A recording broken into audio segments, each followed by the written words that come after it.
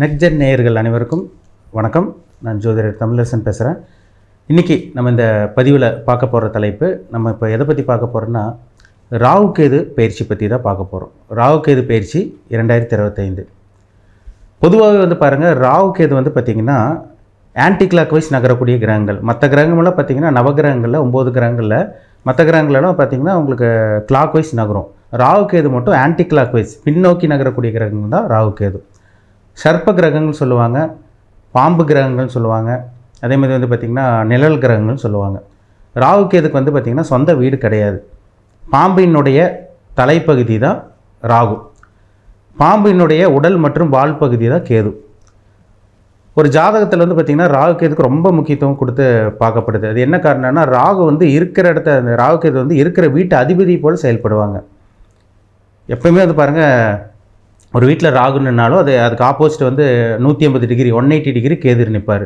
கேது எங்கே இருக்காரோ அதுக்கு 180 டிகிரி 180 டிகிரி ராகு இருப்பார். அவங்களுக்கு சொந்த வீடே கிடையாது.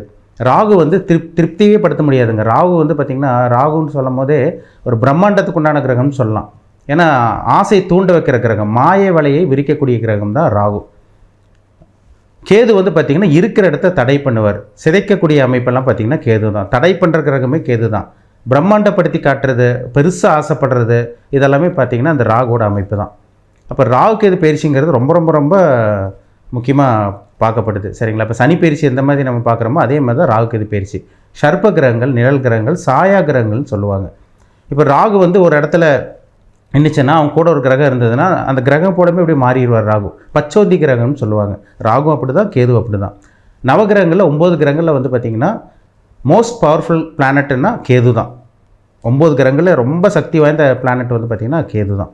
ஏன்னா அது கேது பார்த்திங்கன்னா 7 வருஷம் தசையை நடத்தும். ஒரு இடத்துல கேது நின்று சனியோட தொடர்பு, செவ்வாயோட தொடர்புலாம் நடந்துருச்சுன்னா, கேது கிடச்சிருச்சுன்னா இருக்கிற இடத்த சிதைச்சி போயிட்டே இருப்பார். தடை பண்ணுற கிரகமே கேது தான். ராகு 18 வருஷம். ராகுக்கு ராகு மகாதசை பார்த்திங்கன்னா 18 வருஷம் தசையை நடத்தும். ஒருத்தர் பெரிய பணக்காரனாக மாறணும், ஒரு மிகப்பெரிய செல்வந்தரனாக மாறணும், பெரிய ஒருத்தர் கோடீஸ்வரனாக இருக்காருன்னா அவங்க ஜாதகத்தில் ராகு நல்லாயிருக்கும். ராகு திசையில் பார்த்திங்கன்னா நிறைய பேர் கோடீஸ்வரனாக ஆனவங்க நிறைய பேர் இருக்காங்க. பெரிய பெரிய விஐபியோட ஜாதகம்லாம் பார்க்கும்போது அவங்க ஜாதகத்தில் ராகு திசை நடக்கும். ஒன்றுமே இருக்காதுங்க, ஒன்றுமே இருக்காது, கையில் வாசு இருக்காது, பணம் இருக்காது, நான் பிளாட்ஃபார்மில் நின்றுருக்கிற அந்த அளவுக்குலாம் இருப்பாங்க. லைஃப் அப்படி இருக்கும். சடனாக பார்த்திங்கன்னா இந்த ராகு திசை வரும்போது ஆலயம் மாற்றி விட்டுரும். ஒரு கோபுரம் வச்சு கொண்டு போய் உட்கார வைக்கிறது எல்லாமே இந்த ராகு தான். கேது பார்த்திங்கன்னா 7 வருஷம் திசை நடத்தும். ஆன்மீகம், ஒரு சில பேர்லாம் பாருங்கள், அந்த ஆன்மீகத்தில் போய் ஈடுபாடு இருக்கிறது, சாமி நம்பிக்கை இருக்கிறது, தியானம், தவம், அந்த இதில் போய் இருக்கிறது, இந்த மாதிரி அமைப்பெல்லாம் பார்த்திங்கன்னா இந்த கேது திசையில் தான் நடக்கும். கேது இருக்கிற இடத்த சிதைச்சிருவார், தடை பண்ணுவார். ஒரு விரக்திக்கு உண்டான கிரகம் கேது தான். கேதுக்கு ஒரு பிடிப்பு இருக்காது, ஒரு கிரிப்பு இருக்காது, ஒரு விரக்தி கேது கொடுக்கும். ராகு சுகபோகத்தை கொடுக்கும். வாழ்க்கைக்கு தேவையான அத்தனை விஷயங்கள் அனுபவிக்கிறது, சுகபோக வாழ்க்கை, லக்ஸூரியான வாழ்க்கை, ஆசை தூண்ட வைக்கிறது எல்லாமே இந்த ராகு தான். அப்போ ராகு கேதுங்கிறது ரொம்ப ரொம்ப ரொம்ப முக்கியமான கிரகங்கள். அவர் யார் கூட சேர்ந்தாலும் அவர் போல் மாறிடுவார். எந்த கிரகத்தோட பார்வை விழுகுதோ அந்த கிரகத்தோட அப்படியே ராகு கேது பிரதிபலிக்கும். எந்த நட்சத்திரத்தில் ராகு நிற்கிறோ அந்த நட்சத்திர அதிபதி போல் செயல்படுவாங்க. அது மாதிரி ராகு கேது பற்றி நம்ம சொல்லிட்டு போயிட்டே இருக்கலாங்க. நிறைய விஷயங்கள் இருக்குது ராகு கேது. சரிங்களா? நம்ம 12 ராசிக்காரங்களுக்கு எப்படி இந்த ராகு கேது பயிற்சி இருக்கும், என்னென்ன பலனை கொடுக்கும், உங்கள் வாழ்க்கையில் என்னென்ன விஷயங்கள் நடக்கும், உங்கள் வாழ்க்கை மாறுமா மாறாதா, எந்த விஷயத்தில் கவனமாக இருக்கணும், எல்லாமே இந்த பதிவில் நம்ம இந்த வீடியோவில் டீட்டெயிலாக தெளிவாக நம்ம பார்க்க போகிறோம். இன்றைக்கி நம்ம பார்க்க போகிற ராசி மகரம். மகர ராசினியர்களுக்கு வரப்போகிற ராகு கேது பயிற்சி எப்படி இருக்குன்னு நம்ம பார்க்க போகிறோம். சரிங்களா? மகரம் பொதுவாகவே மகர ராசிக்காரங்க பார்த்திங்கன்னா துடிப்பானவர்களாக இருப்பாங்க. ஏன்னா சரராசி, சரம்ங்கிறது நகரக்கூடிய ராசி. துடிப்பானவர்களாக இருப்பாங்க. ஒரு சிந்தித்து செயல்படக்கூடிய ராசியை மகர ராசின்னு சொல்லலாம். ஏன்னா சனியோட ராசிங்கிறனால எந்த ஒரு விஷயமா இருந்தாலும் அவசரப்பட்டு இவங்க முடிவே எடுக்க மாட்டாங்க. ஆழ்ந்து சிந்திக்கக்கூடியவர்கள். எந்த ஒரு விஷயமா இருந்தாலும் 10 தடவை 20 தடவை யோசிச்சு தான் முடிவெடுப்பாங்க மகர ராசிக்காரங்க. தொழிலுக்கு சொந்தக்காரங்க மகர ராசிக்காரங்கள, டவுட்டே கிடையாது. வேலை தொழில் வந்துட்டாலே கரெக்டாக செய்வாங்க. அந்த கரெக்டாக வேலைக்கு போகிறவங்கள பாருங்கள் மகர ராசிக்காரங்களாக இருப்பாங்க. கரெக்டாக பிஸ்னஸ் பண்ணி கரெக்டாக நடந்துக்கிறவங்கள பாருங்கள் மகர ராசிக்காரங்களாக இருப்பாங்க. நிறைய பெண்கள் கூட பிஸ்னஸ் ஆரம்பிச்சுட்டு இருக்கவங்களாம் பாருங்கள் மகர ராசிக்காரங்களாக இருப்பாங்க. வேலைக்கு போகிற பெண்கள் எல்லாம் பாருங்கள் மகர ராசிக்காரங்கள் தான்.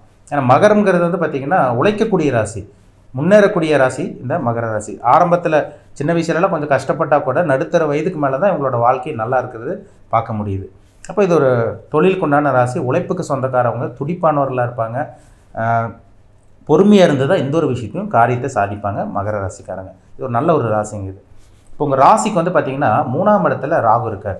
3ஆம் இட உபஜயஸ்தானத்தில் ராகு இருந்து இப்போ 2ஆம் இடத்துக்கு வரப்போகிறார். சரிங்களா, 2ஆம் இடத்துக்கு ராகு வரப்போகிறார். கேது வந்து பார்த்தீங்கன்னா உங்கள் ராசிக்கு வந்து பார்த்தீங்கன்னா 9ஆம் இடத்துல இருக்க கேது 8ஆம் இடத்துக்கு வரப்போகிறார். வர மே மாதம் 18ஆம் தேதி ஞாயிற்றுக்கிழமை இரவு 7:38 ராகு கேது பயிற்சி நடக்கும். அப்போ மகர ராசியில் இருக்க மகர ராசிக்கு வந்து பார்த்திங்கன்னா 2ஆம் இடத்துக்கு ராகு வந்துடுவார், 8ஆம் இடத்துக்கு கேது வர்றார். இது ராகு கேது பயிற்சி வந்து பார்த்திங்கன்னா பெருசாக உங்களுக்கு பெரிய பாதிப்பெல்லாம் கொடுக்காது, பயப்பட வேண்டாம். ஏன்னா இப்போ தான் உங்களுக்கு 7.5 சனி முடிஞ்சிருக்கு. உங்களுக்கு ராசிக்கு 2ல் இருக்க சனி 3ஆம் இடத்துக்கு போயிடுச்சு. சரிங்களா, கடந்த ஒரு 8 வருஷமாக மகர ராசிக்காரங்கள சனி போட்டு உங்களை பின்னி பெடல் எடுத்திருக்கும், போட்டு வறுத்து எடுத்துருக்குன்னு சொல்லலாம். சரிங்களா, அந்தளவுக்கு போட்டு சனி உங்களை புழிஞ்சு எடுத்திருப்பார். வேலையில் பிரச்சனை, தொழிலில் பிரச்சனை, கடன் பிரச்சனை, பணப்பிரச்சனை, யாரும் உங்களுக்கு மதிச்சிருக்க மாட்டாங்க. காசு பணம்னா என்னென்னு உங்களுக்கு தெரிய வந்திருக்கும். மாமன் மச்ச பங்காளியோட பிரச்சனை, அண்ணன் தம்பியோட தகராறு, நண்பர்கள் உங்களை ஏமாற்றியிருப்பாங்க. இந்த மாதிரி நிறைய விஷயங்கள் நிறைய பேர் சொன்னீங்க. மகராசிக்காரன் கடந்த ஒரு 7.5 வருஷமாக எல்லாம் பார்த்தீங்கன்னா கடுமையாக பாதிக்கப்பட்டிருந்தீங்க. இது எல்லாமே உங்களை விட்டு விலக போகுது. சரிங்களா, இந்த ராகு கேது பயிற்சி வந்து பார்த்தீங்கன்னா பெருசாக பாதிப்பு இருக்காது உங்களுக்கு.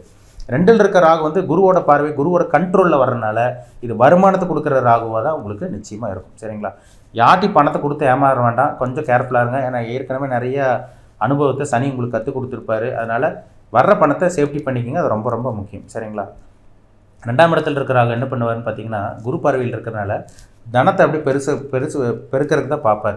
அப்போ கேட்ட இடத்துல உதவி கிடைக்கும், வர வேண்டிய பணம் கைக்கு வரும். இந்த மாதிரி விஷயங்கள்லாம் உங்கள் வாழ்க்கையில் நிச்சயமாக நடக்கும். சரிங்களா, பேச வேண்டிய பேச்சில் மட்டும் கொஞ்சம் கேர்ஃபுல்லாக இருங்க. ஏன்னா 2ல் இருக்கிற ராகு வந்து பார்த்தீங்கன்னா படப்படன்னு பேச வைக்கும். தகாத வார்த்தைகள், நீங்கள் நல்லா பேசிகிட்டு இருப்பீங்க, அடுத்தவங்க வந்து பார்த்தீங்கன்னா அது ஒன்று புரிஞ்சுக்குவாங்க.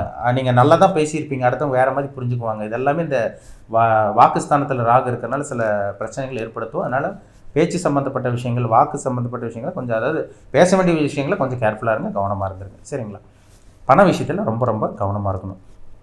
ஒரு சில பேருக்கு கண் சம்பந்தமான பாதிப்பு வரும். மகர ராசிக்காரங்களுக்கு ஹெல்த்தில் கவனமாக இருங்க. பெரிய பாதிப்பு வராதுங்க. ஏன்னா ஏற்கனவே 7.5 வருஷமாக வந்து பார்த்திங்கன்னா உடம்புல பிரச்சனைலாம் போட்டு படுத்தி எடுத்துருக்கவங்களுக்கு அது எல்லாமே இந்த மாதிரி அந்த மாதிரி பிரச்சனை கண்டிப்பாக அந்த டைமில் உங்களுக்கு நிச்சயமாக வராது.